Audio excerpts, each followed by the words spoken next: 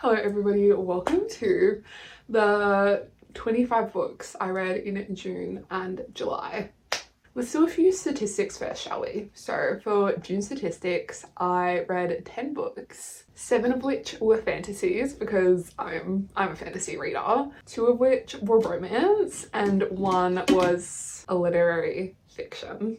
And just like for the sake of simplicity, I do like to include all the series together, no matter like what time I read them at. So like, let's start with the first books, shall we? So for example, I finished Misborn Era 2 in June. However, I read this at the start of June and this near the end of June, but I'm just gonna include them together because there's really no point in me describing a series twice. So I can't really say much about Misborn Era 2 because it is Era 2, but I guess I could say a little bit about Misborn Era 1. Misborn Era 1 is where I started the Cosmere, and it takes place on Sacredale. I don't think I said that right. It's one of the worlds in Brandon Sanderson's Cosmere, and the magic system has to do with metals. So you ingest the metal, you like eat the metal, and then the metal gives you powers, but that power is heretical, and you can either be a misting or a misborn. Well, there are kind of like 3 powers. One, it's like, it's a little bit like much, but like the main one that we focus on, at least in the main trilogy, the first trilogy, is allomancy, which is like eating metal. And so you're either a misting or a misborn. Misborn has all of the powers. Misting, you have 1 of the powers. So you eat metal, you can either get super strong, you can get like your senses become more acute, stuff like that. Anyway, Misborn Era 1 ended and Misborn Era 2 is 300 years after the events of Misborn Era 1. Misborn Era 1 was a lot more political, a lot more high stakes than Misborn Era 2 was. And I love Misborn Era 1, but Misborn Era 2 was also just this sort of genre bender, like a detective mystery plots in each of the books where you solve a mystery, but then there's this underlying mystery throughout all 4 of the books. And it was just so fun. It felt like one of those detective series that you just read and it's just so exciting. It's so addicting. And there was enough of a difference in Misborn Era 2 that the magic system didn't become repetitive or anything. If anything, like it just developed more. Misborn Era 2, like it wasn't as life-changing as Misborn Era 1 was for me, because Misborn Era 1 was sort of my type of fantasy. But anyway, the ratings I gave these 2 books. The Bands of Mourning, which was the 3rd book, I rated it a 4.25, and the last book I rated a 5-star. It was just something happened that pretty much guarantees I give a book a 5 stars. So not trying to spoil, but like it was amazing. It was amazing, and I'm so excited for Misborn Era 3. It's also called the Wax and Wane cycle because 2 of the main characters are called Wax and Wane. And Wayne is just this silly, goofy, slightly insane character that I just love.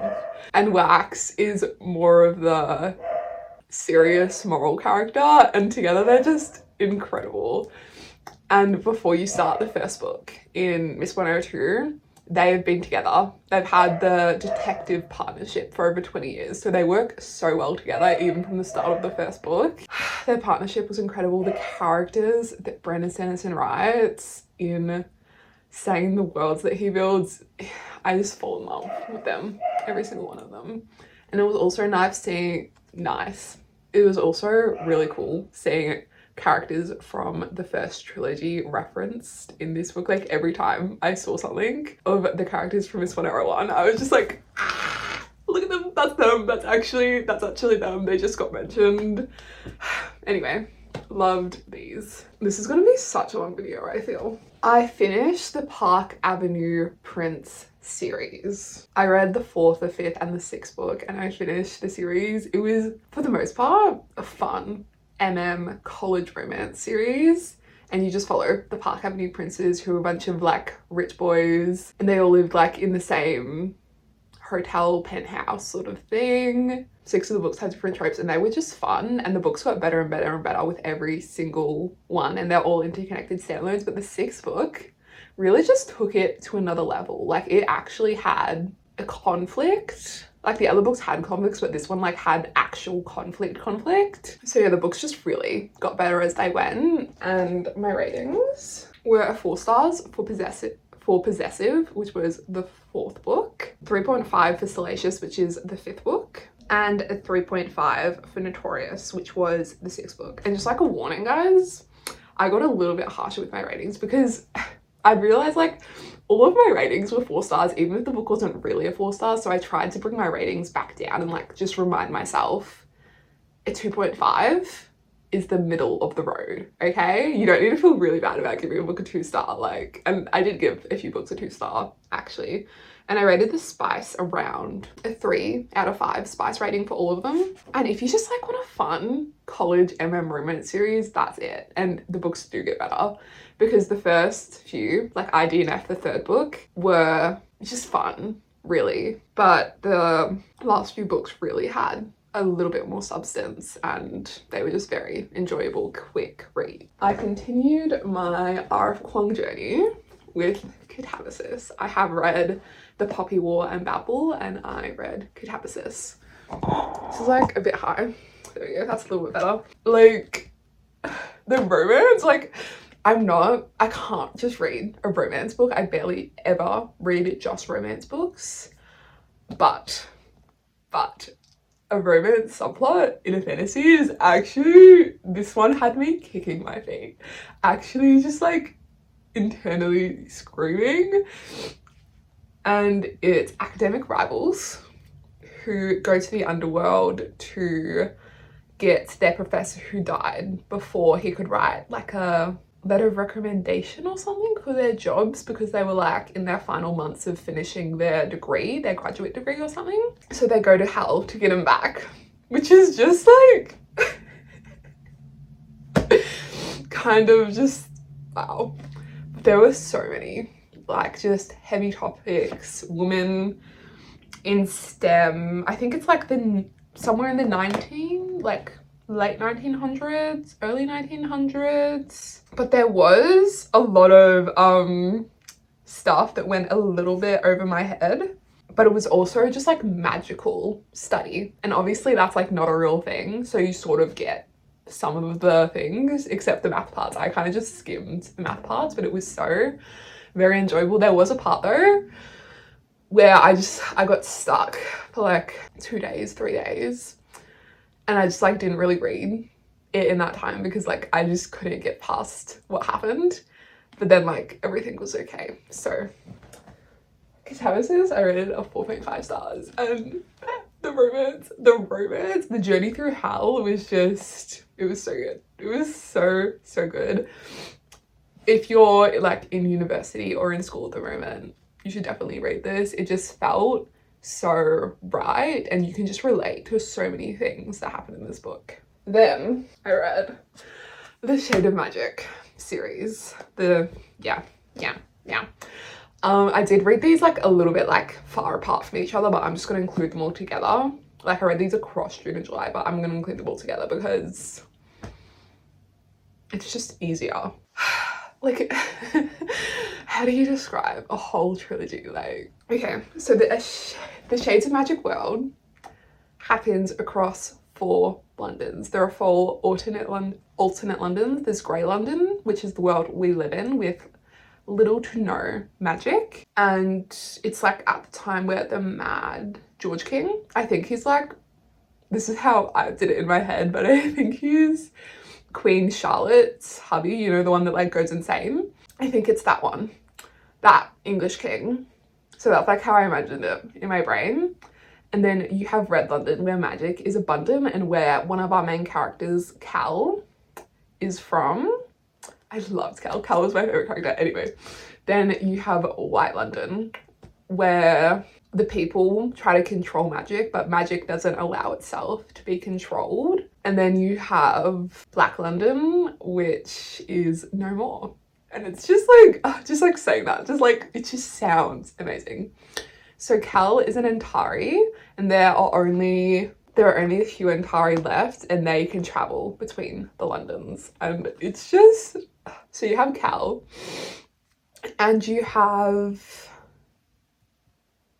Oh my god, what was her name? No, I did not forget her name. What do you mean? I can't believe I forgot her name. What is this? Oh my god. Lila. Delilah Bard. So Delilah is from Grey London, but there is a little bit of a quest where Cal and Lila travel between the Londons, trying to fight a piece of Black London magic that escapes from Black London and tries to spread throughout the Londons, poisoning all the magics. So love that. And I just also, Cal is the friend of the prince from Red London and they grew up side by side, so you also get like royal balls, royal courts, like all like the royally stuff.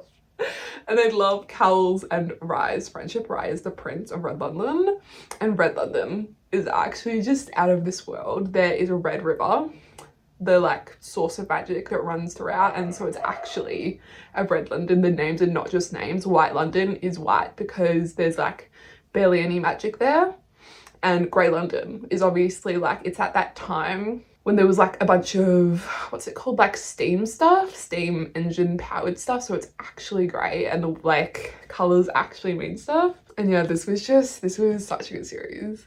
And honestly though, like V. Schwab, practically all of her books are around the 4-star area for me, but I don't feel like any of them will ever be a 5 stars. I don't know what it is. Of course, like I'm gonna read them because they're just fun. They're 4 stars. 4 stars is a really good rating, but I just don't feel like any of them will ever be a 5 stars. Anyway, my ratings for these. The first one I gave a 4.25. The second one a 4, and the last one a 4.5. So like, again, 4-star-ish ratings, but I don't feel like I'm ever gonna give a V. Schwab a 5 stars, which is really just really sad. But they're all good and I loved the characters. Next we have The Raven Scholar. I love myself a chunky book and this did not disappoint. So in this kingdom, every 24 years, a tournament is held to decide the next emperor/empress. And a contender is chosen from each of the 8 houses, you know, named after Raven, Fox, etc., etc. And they all compete in this tournament. And the main character, Nima Kra, is the High Scholar of the court. And she is in the Raven faction, the Raven Scholar. But the Raven contender dies, and not everyone kind of hates Nima because she's poor. And people kind of hate that and hate that she got everywhere she is on her own merit. And she's also not that social. So, I mean, twins, social awkwardness for the win. But anyway, the original Raven contender dies, and this book was like a lesson in rage because I hated so many of the main characters. It's just that situation where the people in power are corrupt and everyone else suffers for it, and I was just like, oh, especially because Nima is like such an amazing character but no one else sees it, and I'm just like, you yeah. So I rated this a 4.25 stars and I will definitely be continuing. Then I read Hamnet. So I started this a few years ago. I got the 100 pages in, but then I was in the middle of reading Zodiac Academy, and I only picked this up because I was waiting for the next book to come in the mail, and then it came in the mail and I soft DNF'd this to continue Zodiac. So I started again, read the whole first 100 pages again, and I continued. I'm like, it still sticks with me. Oh, I should probably tell you what it's about. Okay, so this is about Shakespeare's family. His wife, how he meets his wife. Well, you have dual timelines. So first you get his wife, how he meets his wife, how they have their kids, and then you have Hamnet, which is one of their kids. You get a week in his life and how by the end of the week Hamnet dies. It says that on the back. I'm not spoiling. Hamnet dies, and I'm like, which is why it's called Hamnet. But Hamnet is also in that time interchangeable with Hamlet, which is the name of like one of his most famous plays. And I don't know if this is based in fact or anything, but it sort of explains Hamnet's connection to that play. And I love this for so many reasons. The wife is sort of mystical. Everyone says the wife's mother was a forest sprite, and Agnes, the mother, sort of embodies that as well. And she's just so mystical. She can tell people's futures. She knows how many kids she's going to have before she has all of her kids. And I loved that aspect, but I also loved the way Hamnet's death was written. I was absolutely sobbing on a train, and I just had to like put my sunglasses on and just like and it's just the way the death was written. That's like what really stuck with me, and it happened with Wilde Reverence right there earlier this year as well. When they don't just say this person died, does it in the most shocking manner like in other books, and sort of skips the grieving process. It just goes day by day by day, hour by hour of everything that happens after Hamnet's death, all the POVs of his sisters, his mother, and it was like actually heartbreaking, especially Agnes's POV, the mother, and it just like keeps showing you year after year after year after Hamnet's death and the impact his death has on this family. It was so beautiful. It was so beautiful. I rated this a 4.75. It was amazing. It was so good. And I can't believe I just put this off because I didn't want to read the first 100 pages again. It was so good. Absolutely, very highly recommend. Literary fiction, historical fiction, what have you. And it's just like, I read mostly fantasies, but when I do pick up like a really popular literary fiction and I go, oh, that's why everyone loves it so much. And like, we'll just ignore The Seven Husbands of Evelyn Hugo that's been on my TBR for like 5 years, yeah? Yes, glad we all agree. Okay, and then we have, I actually read so many books. This is actually insane. Okay. Then I continued the Cosmere with Tress of the Emerald Sea. And this was perfect because I was on a cruise at the time. Anyway, so this is another of Brandon Sanderson's worlds, a different world from Misborn. In this one, there are 12 seas, and the seas are made up of spores. And when the spores meet water, like different stuff happens. So you have the Emerald Sea, and trees grow if the spores touch water, including like your tears, your saliva. If you get spores in your mouth, it'll like shoot up down your lungs through your eyeballs, gory stuff like that, and you will die. So it is a very dangerous world. But you have Tress, who has lived on this island her whole life, and she's more of a soft main character, but I loved that for her. She didn't secretly train in the back garden with martial arts or anything. She didn't study secretly at night. She's just a soft main character. And also this was such a YA sort of children's book, which is how it's written. And you see her go on a quest because her sort of like childhood crush, well, not crush, they're like a little bit like starry-eyed for each other. He gets kidnapped by a witch of the high, like the Black Sea, the sorcerer of the Black Sea, maybe? Sorceress of the Midnight Sea. And Tress has to go on a quest to save him. And she goes across a lot of the seas, and she's such a badass, and it was just so good. It was very YA, but I definitely enjoyed it nonetheless. And I loved Tress so much. So I rated this a 4 stars, mainly just because it was very YA, but like I loved it anyway. It was a Brandon Sanderson read. Of course I'm gonna love it.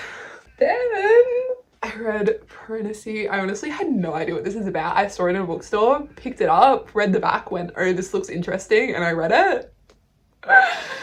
I had no idea it was popular, actually. So Piranesi is about Piranesi, who lives in an endless house with endless hallways. Well, it's called the house. It's not really a house. It's sort of like this Roman style building. Endless hallways, endless vestibules, and he lives there by himself. Occasionally the other will come and say hello to them, but otherwise you just have Piranesi walking through endless hallways, and you sort of and throughout the book you find out why is he there, who is Piranesi, who is the other. And it was so unique, so unique. And I read this 4 stars. I don't really want to say too much, but just some of the scenery and Piranesi, like I fell in love with Piranesi's character and the story, and it was so unique. Yes, I love this, and I'm definitely going to be picking up some of Sue Clark's other works, like Doctor Strange and Jonathan. I don't know what it's called, but like I'm definitely going to be picking that up because this was so addicting. I think I read this in one day. So good. Then we have some book club reads. Both of these were literary fictions. And then this was my pick. This was the other person in my book club's pick. I wasn't a really big fan of either of these, but we'll just do a little, you know, description anyway. Okay, so this one sounded really good to me because it's called The Society of Literary Marauders, and it's about these 4 girls who go to Oxford in the 1928, and it's about them and them stealing back literary pieces that nice young ladies aren't allowed to read, and it's just about their college antics and like all the romantic love, like young love, and all like their different situations because they're all from different parts of the world. Like the main character and one of the other characters are from Australia. I forgot where the other 2 are from, but you just get their different situations and the different prejudices they all face in this college, and just like what girls faced in Oxford. But also like I loved it, but then toward the end stuff started happening. Like I felt like the whole thing of the book had changed because it was fun and it was really cute and you just got so much girl friendship, but then the whole mood of the book sort of changed to more serious, and I didn't like it. I liked the first half of the book, so I ended up rating this at 2 stars. And then we have The Things We Never Say. This was about a guy in his 40s, I think. He's married, he has a kid, he works as a high school teacher, and just how he's a little bit depressed. You know, that's about it. And just like stuff that's happened in his life, some commentary on current American society. I rated this a 2 star as well. So just literary fictions are not really my thing. I mean, sometimes like Hamnet, they're absolutely insane, but at other times they flop for me. I'm just glad this was short, but it wasn't terrible. Like I said, I tried to bring my ratings down. 2.5, middle of the road, good book. 2, not that horrible. If this was your thing, you'd probably love it, honestly. It just wasn't my thing. Okay, then we move to a few more cozy fantasies, starting with Stay for a Spell. I'd seen this in a bookstore and I wanted it for a while, so I picked it up, and it is about a princess who gets a little bit sick of her royal duties and stumbles into a bookstore and accidentally becomes tied to that bookstore so she can't leave. And it's so fun. A teenage assistant from like the local high school sort of helps, and she's like a draconian, and she's just so sassy, so emo, and it's hilarious. And there's and princes from like all around the realm come trying to break her curse with a kiss, and there's also a pirate. And the pirate is cursed to be have a fear of water, and he sort of comes in and goes like, we're both cursed, we need to figure out like cures to these curses. And it's so fun, so cozy, so cute, and she sort of restores the bookstore as well because it was falling into disrepair a little bit. Absolutely adorable. Loved this. It was so cute. It was like so cute. The perfect cozy fantasy. I rated this 3.5 stars. How it was gonna fall over. Okay, and then so I've been seeing stuff about tempting Venom everywhere, like the newest Rena Kent romance. And I was just like, I can't do it. I actually need to read that. But like, I didn't want to read the first 2 books. But then again, I just like, I need to know. I need to know everything. I need to see every mention of the couple. So I read the first 2 books. And then I read Tempting Venom. I just needed to read Tempting Venom, but I also needed the background, so I read a whole 2 books to get background on the last book. Like, why would you put the MF at the end? Anyway, so Beautiful Venom, which was the first book. Well, I'll give like a general background. Okay, so it is about Vencor, which is a secret society that, you know, like controls America behind the backgrounds, like background secret organization stuff. And there are 4 founding families, and the 3 like friends are like one of them from each family. And the first book is about like one of those guys and his girl. I rated that 3 stars. It was like Dahlia looks into Vencor because she thinks one of them put her sister in a coma. So she like tries to get into Vencor and like discover who did it. And she was just such a spitfire, Dahlia was, and she was a great main character. And then you have the second book, Sweet Venom, which is about that comatose sister and one of the other Vencor guys, which I rated a 2.75 stars. That main character was a little bit more soft, but there was also like some interesting twists in that book. And then you have the third book, Tempting Venom, which I rated a 4 stars. It's probably Rinnika and Emma romances. I'd have to say, of course, what's it called? God of Fury first, Kiss the Villain. I don't know, Hunt's the Villain and Tempting Villain are probably tied for 3rd place, but I really did. I loved Preston and Marcus. Like, it had me sobbing. It had me sobbing when the letter, guys, actually shut up. That was actually cruel and torturous. So I read 2 books just to read a 3rd book. Anyway, so I read those 3 back to back actually because I needed to know Tempting Venom. Like, I'd been seeing it everywhere and I just needed to know. Then I picked up Half Soul. This one is another cozy fantasy. It takes place in like Bridgerton era, high society. The main character, Dora, well, Theodora, but like Dora, there's like also I'm like, my brain is just like, actually, no, we've been talking for 30 minutes. We're not describing any more books at the moment. So, so Bridgerton / fairies, because there is a fairy realm. One of the fairies tries to steal Dora's soul, but only ends up with half because like her niece stabs the fairy in the leg while he's trying to take her soul. So Dora is left with half of her soul. And she is sort of like withdrawn after this. One of her eyes are grey, which we love. So one of her eyes are green, I think. One of them are grey, and she's like red hair. And it's just like, it's such a vibe just imagining it, especially in like high society. And then, I'm just remembering how cute this was, how much of a vibe this was. So Dora's kind of seen like as she's sort of given up on by like people hoping she's gonna marry, because like everyone's just like, oh my god, she's defective, she's like unemotional, she's a sassy queen, by the way. Anyway, so she doesn't really have any marriage prospects, but then her younger niece, the niece that stabs the fairy, we love her too, she goes into England to try to find her marriage partner, and Dora comes along and she meets someone.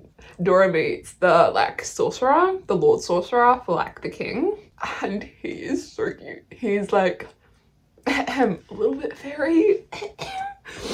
And you just see like him figure out that like a fairy's like stolen half her soul, and then both of them are trying to figure out how to get the other half back. But you also have this aspect where the Lord Sorcerer works with poor people, and he tries to like solve their problems with magic, like magical diseases. He like does that, and then you see Dora helping him with that as well, and it's so cute, so cute. And this is actually a trilogy, so whenever I want to pick up the next book, I'll buy the next book. It was so cute. It was so cute. I was like remembering how cute it was. And Dora was just such a good main character because she's like so oblivious. And she does like some really crazy things. It's like, actually, I'm remembering all the just like hilarious things she did, but also all like the cute things the sorcerer did. It was amazing. I rated this with 3.5 stars as well. Then we got into a little bit of a thrillery mood. I finally finished this duet. I forgot what the duet was called, actually, but this was the second book. And the first one was Little White Lies, and this one was Deadly Little Scandals. And I don't know why I put it off for so long, because this second book was so good. And like, the twist at the end was just so out there, so convoluted, so just like, what the fuck? It was like actually insane. And the female friendships in this book, like you have these 4 girls and they are just so loyal to each other, and the stuff they get up to, like, actually insane. So the first book, you have Sawyer, who grows up with a single mum, and they're kind of poor. But then one day her grandmother comes, and turns out the grandmother is rich and goes, I will give you like $500,000 to participate in this season's debutante season. And Sawyer does, in order to find out who her dad was. And then it's sort of just like this high society thing, and like these girls actually just get up to so much shit, and it's so good. I rated this a 3.25. Then we have whatever this was. What I don't know what this was. Actually, this was just all throughout this book. Okay, well, I'll give you a summary first. So, main character Paul. So it's the 1970s. Paul goes to college and he meets Julian. So it is an MM. And you just see these two become that sort of like closeness that like people in college become, where they're just inseparable. They do everything together. And throughout this book, I was just like I was changing my mind every few pages, but I was just like thinking, who is the worst influence on each other? By the end I decided, well and truly decided. But throughout the book, you're just like, who is the worst influence on each other? Because they are so toxic to each other. And it was just like, it was crazy. It was crazy. Everyone who loves psychology in a book would probably love this. So you have like Julian, who is sort of like that social butterfly, but who keeps like everything else like under lock and shield and like never really shows his true feelings.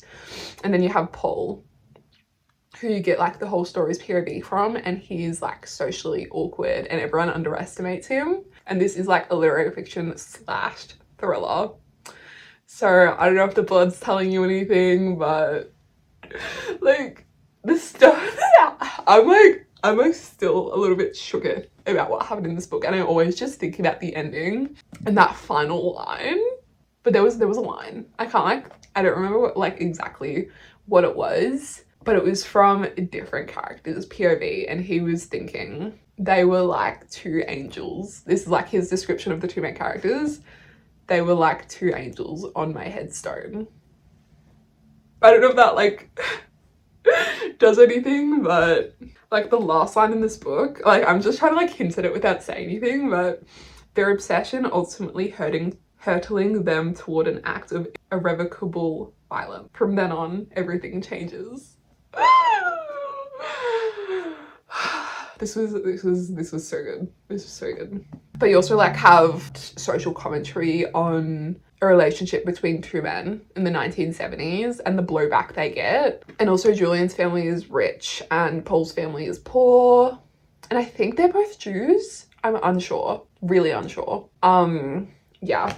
I rated this with 4.5 stars. This was insane. This is actually just like the sort of book where you just stare at a wall. Definitely recommend, but like,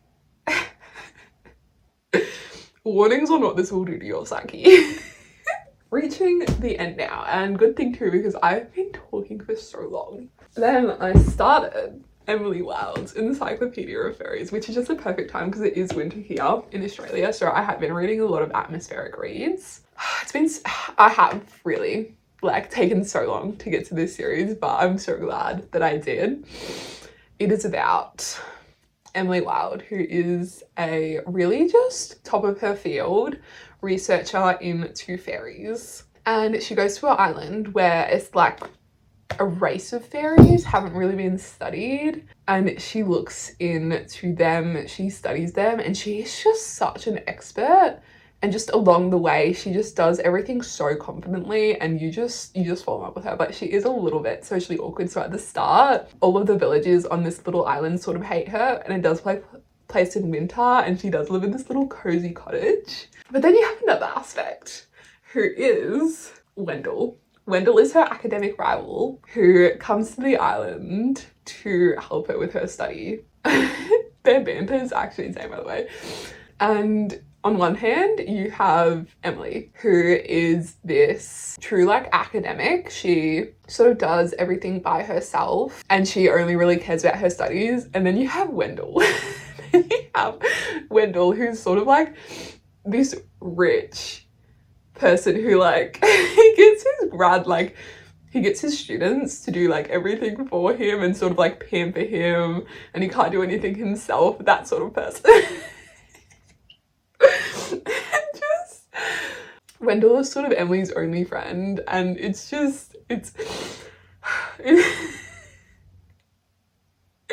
there was also an aspect about Wendell that I had no idea about until I read it, so I won't say it here so I'm not spoiling anyone. But that was also just such a nice little throw in and made it so interesting. And just also learning about the fairy was a great book, and I rated it 4 stars. I was never bored, and it was so cozy, so cozy. Just like imagine an island buried in snow and these two in a cozy cottage. It was so good. Then I'm really just starting so many classics, aren't I? This definitely the most classic of all. I read The Hobbit. I've never consumed any Lord of the Rings media at all, no books, no movies, so this was my first introduction and I really liked it. And I've already bought The Fellowship of the Ring. So this is a prequel, and then this is the first in the Lord of the Rings. And I'm very excited to start reading that. The only thing I wasn't really the biggest fan of was obviously that this is a children's classic. So at times there were lots of songs and rhymes in here, but throughout this book you can just imagine either having this read to you as a child or reading this to a child. And it's about Biblo Baggins, the Hobbit, and I'm a Hobbit. It's officially decided I am such a Hobbit. Anyway, so it's about Bilbo Baggins, a hobbit, who gets dragged into this quest with some dwarves and a wizard to take back some treasure from a dragon.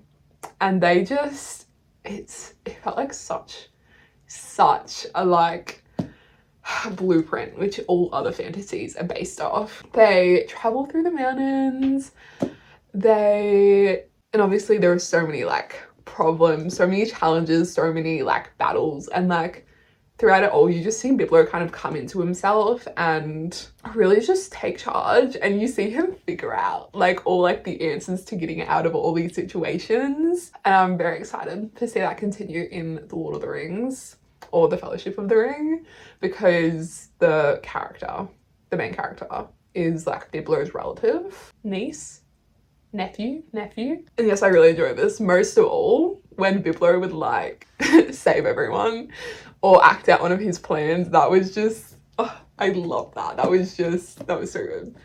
I rated this a 3 stars. Then last of all, I read Gallant, which again, another V shrub read, and this was so atmospheric. Not gonna lie, a lot of throughout this I was comparing it to Hazelthorn, which is a horror by C.G. Drews, I think. And that was a 5-star read for me. So obviously like I loved that. This, oh my god, that just like tipped. Like that's how high the book stack is, guys. Oh, okay, let's scooch some books over. I have no idea what I was just saying. So like this wasn't a 5-star read for me, but it was still a very, very good read. And like I said, I don't think any V-Shop book will be like a 5-star read for me, but it was still very, very good and definitely my sort of read. So you follow 14-year-old Olivia Pryor, who grows up in an orphanage in, I want to say, early 1900s, but I'm unsure. It could be after the 1950s. It's probably like 1950s-ish. It never really confirms. But she grows up in an orphanage and she has one of her mother's journals, and you just, in her mother's journal, all these like black pages are her mother's journal, and you just see how the mother sort of goes mad toward the end of her journal. And Olivia's always like been wondering what happened to her. What happened to my dad? Why am I in this orphanage? And she can also see ghouls, which is, that aspect was also very good. But also Olivia is just such a character. She's such a rebellious person and she's also mute. So all of that just combines to make such an interesting main character. And I loved her. I loved her, like... Anyway, one day she received a letter from Gallant, the title, which is this old mansion, and she goes to Gallant. And then you start to unravel the mysteries of this like sort of haunted house. And the only people that are living there are her older cousin and 2 elderly servants. And you get her exploring the old mansion, the garden, but also finding out all its secrets and this alternate Gallant.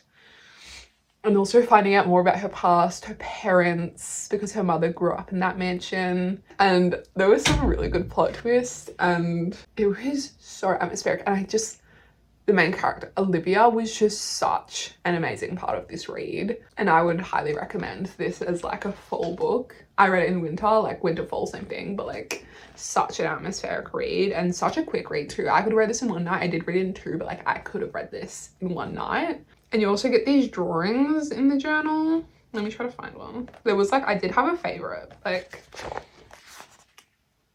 anyway, definitely recommend that as well. I rated it a 3.5.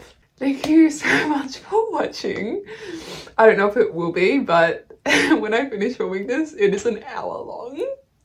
My throat hurts. I hope everyone enjoyed watching and I will see you for my next video. Goodbye.